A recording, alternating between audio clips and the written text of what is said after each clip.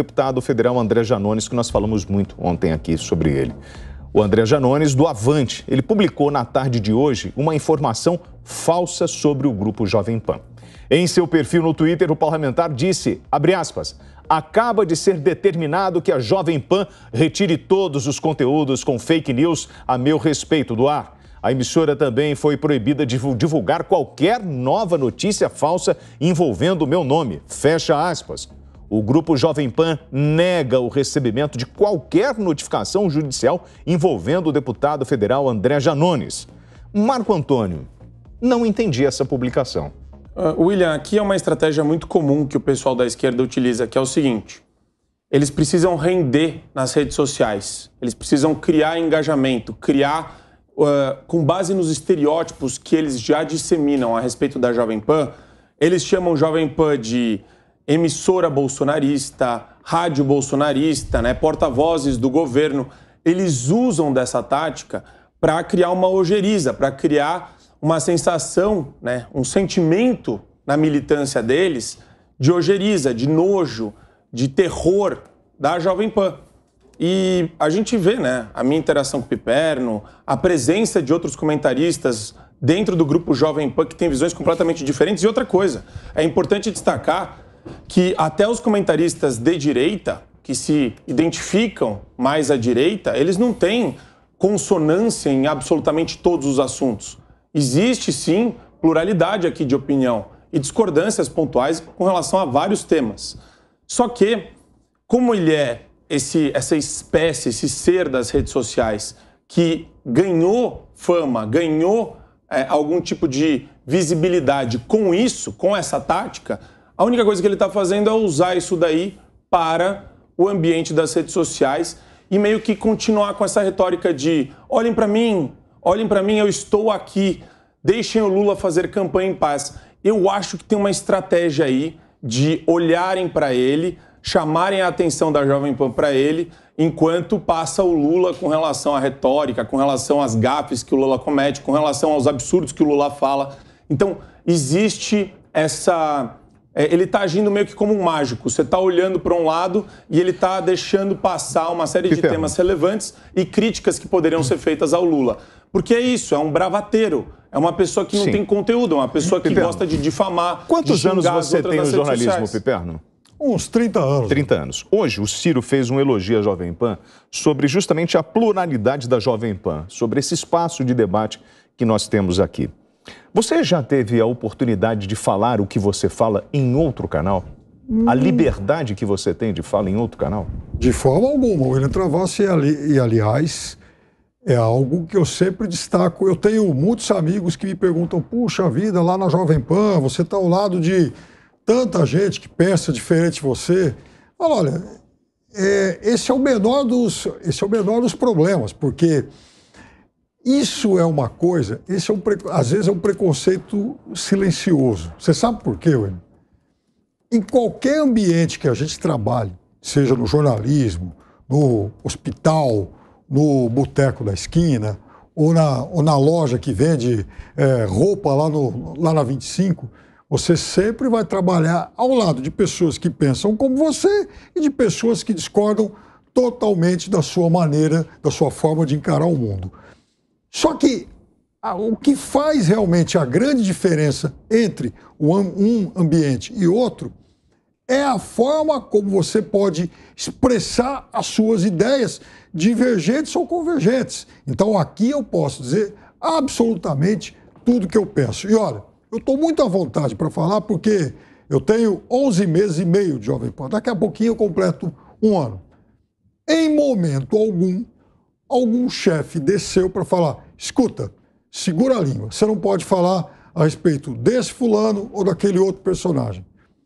Até porque no dia que acontecer isso, realmente vou falar, bom, então talvez eu tenha chegado ao meu limite, a empresa também já não me suporta mais, então é bom que cada um siga o seu rumo, siga o seu caminho e cuide da sua vida. Felizmente, William, até hoje isso não aconteceu. Os senhores sabem que eu entrevistei o Janones aqui no Headline News e questionei ele, isso no dia 15 de julho deste ano, sobre as rachadinhas. Ele nega qualquer tipo de envolvimento, fala que isso não tem denúncia. E quando ele falou que nós estávamos proibidos de falar, eu fui até pesquisar. Ele acabou de publicar um vídeo que ele fala: urgente, pau quebrando. Fui cobrar o presidente pelo fim do auxílio emergencial para as mães solteiras e ele mandou os capangas armados para cima de mim. O vídeo mostra ele sendo orientado a sair do local, mas eu não vi ninguém ameaçando ou qualquer tipo de coisa. Essa estratégia, Marco, ou seja, eu vou falar que a Jovem Pan não pode falar, eu vou dizer que estão me atacando só para trazer a atenção do noticiário e dos meus apoiadores para eu me promover na campanha eleitoral? Essa é uma forma da gente analisar o comportamento dessas pessoas, desses militantes. É exatamente isso, William. Você tem alarmismo para tudo, para todos os assuntos que envolvem, e eles fazem a questão de relacionar a questões políticas. Então, é alarmismo do ponto de vista da segurança das pessoas com relação às eleições. É alarmismo quando você faz críticas ao Supremo Tribunal Federal e a ministros do Supremo, críticas ponderadas, você já começa a ser entendido por eles e disseminado entre eles que você está promovendo ataques. Então, veja, essa disparidade, essa falta de cognição, mas é proposital. Não é uma coisa ensaiada, não é algo que é impensado por parte deles. Isso é objeto de reflexão e instrumentalização dos políticos. Então é muito simples. Eles criam essas narrativas, cola para a militância espalha. A pessoa que não está acompanhando e que por algum motivo acredita em alguns militantes, segue com essa informação adiante. E aquela velha história de 1000 mentiras contadas, ou uma mentira contada 1000 vezes, vira verdade. Esse é o grande problema que a gente vive hoje no Brasil. É um sistema de desinformação em massa que começa nesse ambiente político e é disseminado, propagado pela imprensa. Então a gente tem sim um problema sério com relação à falta de proporção que é dada às coisas. Mas não é sem querer. Isso daí faz parte de uma estratégia política deles. Por que o debate incomoda tanto quando eu trago esses temas como rachadinha, corrupção, envolvendo determinado político ou personagem da sociedade brasileira? A gente não quer discutir isso, nós não vamos crescer, amadurecer e enfrentar os problemas como deveríamos? Eu acho que tem muito tabu, sim, e muitos tabus que incomodam. Por exemplo, hoje a polícia fez uma operação no Rio de Janeiro prendendo aí uma série de milicianos. Então você coloca lá, digita lá a palavra miliciano, nossa, ela por si só já desperta ódios e paixões.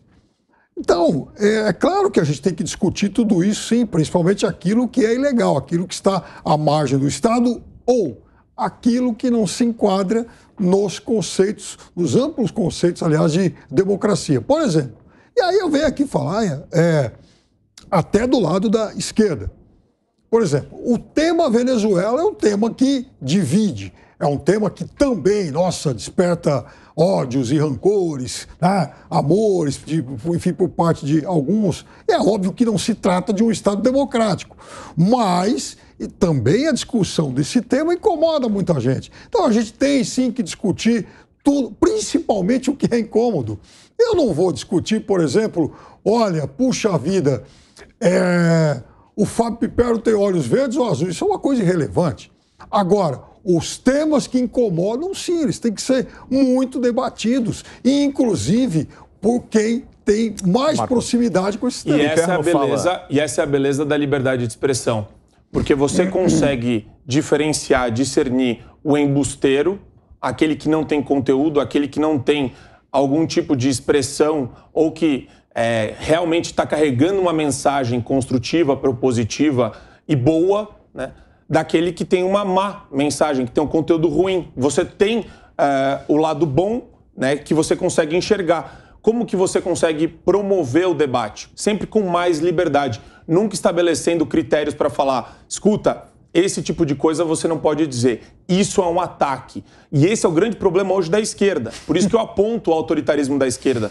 Porque quando você fala, precisamos rediscutir o desenho institucional brasileiro, republicano, precisamos repensar a Constituição, precisamos repensar direitos sociais, não existe racismo estrutural, e você entra em todas essas temáticas, eles te acusam de atacar essa temática. Eles te acusam de ser aquele que eles estão combatendo. Então, isso é um problema muito sério. E ele é a expressão máxima disso hoje, o Janones. Ele é o tipo de pessoa que fica criando essas figurinhas de linguagem com base em mentiras e na rede social ele acha que ele está se saindo muito bem. Mas, de novo, ninguém aqui é ingênuo. Ele está fazendo isso para deixar o Lula um pouquinho mais sossegado no canto dele. Porque o Lula, quando pega o microfone para falar alguma coisa, tem dado vexame, tem falado muita bobagem. Então, eu ainda acho que isso é parte de uma estratégia interna dos petistas. Olha, eu quero dizer o seguinte. Primeiro que racismo estrutural é, sim, um tema que tem que ser exaustivamente debatido pela sociedade. Sim, até porque existe. Outra coisa, dizer mas peraí, que o Janones... você entendeu que eu falei que mais debate é bom para escancarar o óbvio e evidente e ululante. Isso.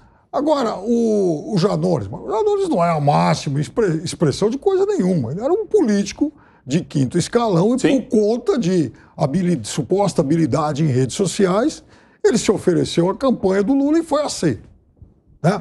Agora, mas para mim é o seguinte, isso. O PT é isso. Daí, não é que o PT é isso. Por exemplo, você uma essa vez decadência aqui, moral. Você uma vez aqui, e eu não estou fazendo fofoca ou contando nenhuma novidade. Você aqui uma vez falou que já votou no Mamãe Falei.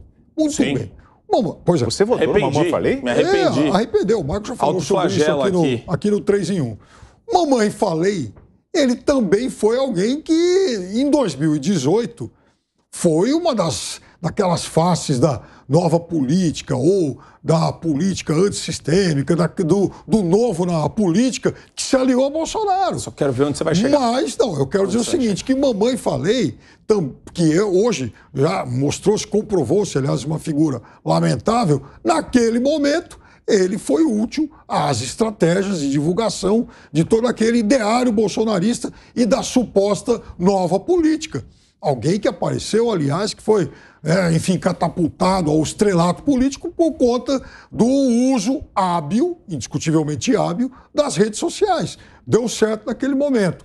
Caiu numa mentira e em ofensas alguns anos depois. E sobre mentiras e ofensas, por exemplo, eu vou trazer o Janones e vou bater nessa tecla, porque ele coloca como urgente: Bolsonaro acaba de mandar os capangas dele para cima de mim aqui no Palácio. Denunciem, me ajudem, chamem a PF, MPF, STF, Ministério Público. Então ele cria uma narrativa que parece que realmente as pessoas estão atacando ele. Mas você já viu, tem vídeo da Maria do Rosário gritando com o Daniel Silveira no Congresso. Ela começa a gritar, ela se joga na frente dele, aí ela começa a fazer um estardalhaço. Existe um teatro aí que só quem é muito trouxa pode cair nesse teatro, porque é uma farsa. Você percebe que o discurso dele é discurso de farsante. Gente, você está falando que uma pessoa fez um teatro contra o presidente da República acionando vários órgãos de fiscalização? Sim. Nas redes sociais. Mas pode isso, gente? É que para eles pode, porque para eles vale tudo. Pode isso, Piperno? Vale tudo mesmo? Não é que ele acionou, ele mencionou. Né? Como denunciem. Sim, o que eu quero dizer é o seguinte: como nesses órgãos públicos também não tem neófitos, né? Não tem, né? Ninguém que tenha nascido ontem, todo mundo viu as imagens e fala o seguinte: mano, esse sujeito passeado, isso que ele traga de fato algo concreto aqui que não foi explicitado nessas imagens que ele publicou. Eu, pelo menos, assisti 2 vezes o vídeo. E falei, bom, na primeira vez não achei nada, falei, deixa eu avaliar de novo. De fato, não tem nada normal, a não ser alguém lá procurando um escândalo. Ponto. É isso.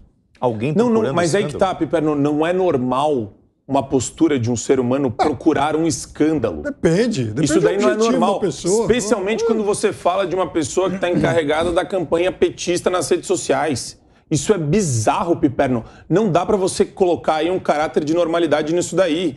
Isso é bizarro. Se fosse alguém da campanha do Bolsonaro, e é importante usar esse parâmetro de comparação, vocês estariam aqui aos berros, denunciando, apontando a farsa, apontando a farsa que é a pessoa que faz esse tipo de coisa. Não dá para aceitar isso como normal. Isso não é normal. É uma pessoa que precisa naturalmente ser medicada, ele claramente tem algum problema, né? Ele tem que lidar com esse problema e ele está canalizando todo esse ódio, toda essa raiva, esse rancor, esse ressentimento nas redes sociais. É uma pessoa tóxica e é uma pessoa que não tem qualquer tipo de habilidade. E só o fato da gente estar falando dele, ao invés de falar, por exemplo, sobre temas gigantescos e importantes que estão aí na pauta do debate público hoje, mostra que eles estão fazendo de tudo para ganhar espaço nos meios de comunicação. Mas esse é o ponto. Como é uma pessoa imoral, vale tudo. Esse é o ponto. Gente, você não acha relevante a gente expor, por exemplo, o comportamento dele com os seus assessores no WhatsApp, aquele tipo de fala por parte de um parlamentar que foi eleito pelo povo? É assim que um parlamentar tem que se comunicar com aqueles que estão ali a serviço do povo também? Eu acho em alguma medida, porque a gente tem que fazer a conexão. Este parlamentar, deste nível, deste jaez, foi selecionado pela equipe do Lula para promover a campanha dele. Este é o nível. É muito mais sobre Lula e a equipe de campanha dele do que sobre Janones. Janones, como disse o nosso colega Piperno, é uma figura de quinto escalão da política. Piperno, percebo você calado hoje. Não, eu estou ouvindo bastante, né? Porque é aquela coisa, né? A gente tem 2 ouvidos e uma boca, que às vezes é para ouvir mais do que fala, até para exatamente processar bem essas coisas que a gente tem ouvido. Por exemplo, eu ouço muitas barbaridades. Então, eu vejo, por exemplo, do outro lado, o Eduardo Cunha. O Eduardo Cunha, que inclusive participou de eventos aí perto do presidente da República e tal.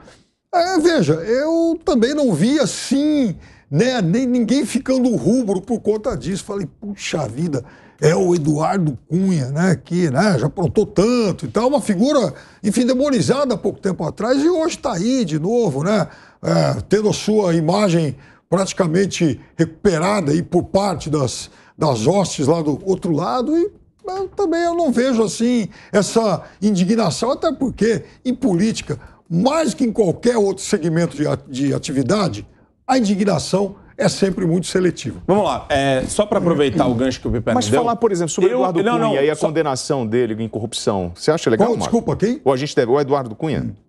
Que condenação? Não transitou em julgado, é um processo que ainda está em trâmite. Está em trâmite ainda, mas a gente falar sobre corrupção incomoda também, não? Acho que não, acho que tem que ser falado, tem que ser tocado. Agora, o que eu acho engraçado é a capacidade... Eu vou bolar um prêmio para o Piperno. Prêmio de relativista moral, ou o maior relativista moral que existe na história dos meios de comunicação. Você vai ganhar esse prêmio, Piperno. Maior? O maior. Você gosta de relativizar tudo. Vida, ainda você e esse é o problema. Eu fui o maior em alguma coisa. Mãe! E esse é o problema. Porque não dá para você comparar. A gente está falando de situações díspares, situações distintas. É um recurso retórico utilizado para tirar, né? Não dá para esvaziar a análise sobre o Janones. O Eduardo Cunha já esteve na linha de sucessão do presidente da República. O Janones, como nós concordamos, qual é a pertinência? É um político de quinto escalão. Qual é a relação entre Janones e Cunha com relação à campanha do Bolsonaro? Você tem um que está coordenando a campanha do Lula nas redes. O outro não está coordenando a campanha de ninguém nas redes. Não, o outro é só... Eu não estou entendendo o liame lógico que você está utilizando. O outro é só um aliado, uma ficha corrida e tanto que sobe no mesmo palanque. Meu caro. Pode isso? Normal isso? O jogo político, Desculpa, você está querendo ser a freira no prostíbulo aqui. De jeito nenhum. O ambiente político nacional, se você pegar o lado do PT, a gente tem todos os dirigentes presos, de tesoureiro a secretário e presidente. Você tem os presidentes de fundo de pensão. Você tem um monte de gente do PT que já passou pelo sistema carcerário e que está sendo candidato agora. Quer dizer, não dá para você ficar brincando de relativização moral. Eu estou pegando uma opinião sobre o Janones e estou expondo o quão bizarro é a postura dele nas redes sociais. Não dá para você pegar uma pessoa que não se pronuncia dessa forma nas redes sociais também. Você está falando do Cunha, ele não fala como o Janones fala nas redes sociais. Não, então, são coisas completamente diferentes. Ele já foi alguém não existe um vínculo na linha de sucessão do presidente da República que virou um grande amigo. Mas não agora. Tem relação, são coisas diferentes. Você não pode virar e falar, desse lado tem pessoas que já passaram por problemas judiciais, jurídicos, problemas? etc. Sim, está enfrentando processo, etc. Entendi. Porque do outro lado tem também. Só que você está fingindo que não tem. Quer dizer, você chama tudo que cercou o Cunha de meros problemas. Ele está respondendo na justiça. Ou seja, que belo eufemismo. E é a justiça que vai definir sobre a sua habilitação ou não como candidato. Agora, você não pode, o Cunha, de novo... O Cunha é ladrão, o Cunha é ladrão. É um processo... Eu não vou falar, eu não vou emitir opinião enquanto não tiver processo transitado em julgado. Mas você já emitiu opinião em relação ao Lula?